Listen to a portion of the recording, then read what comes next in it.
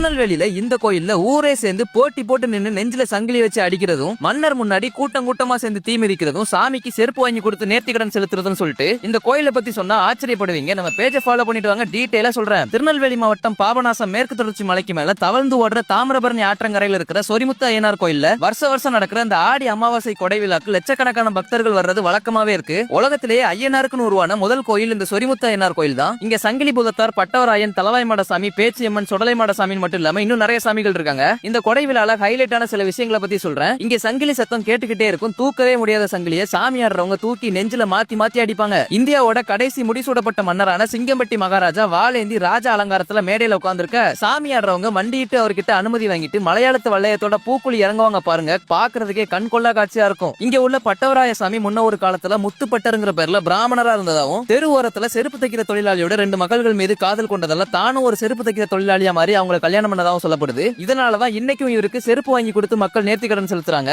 நம்பி வந்த மக்களுக்கு இல்லன்னு சொல்லாம கேட்டதெல்லாம் அள்ளி அள்ளி கொடுக்கிற இந்த தெய்வங்களுக்காக தான் திருநெல்வேலி தென்காசி சுத்தி உள்ள லட்சக்கணக்கான மக்கள் மழை வெயில்னு பார்க்காம இங்க வந்து சாமி கும்பிட்டு போறாங்க. உங்க வாழ்க்கையில ஒரு தடவையாச்சும் இந்த கோயிலுக்கு வந்துருங்க, அவ்வளவு அருமையா இருக்கும். இந்த கோயிலை பத்தி தெரியாம இருக்கிற உங்க சொந்தங்களுக்கு இந்த வீடியோவை ஷேர் பண்ணிட்டு இதே மாதிரி நிறைய வீடியோஸ் பாக்குறதுக்கு நம்ம நெல்லை சந்திப்பு இன்ஸ்டாகிராம் பேஜை ஃபாலோ பண்ணிருங்க. டாடா.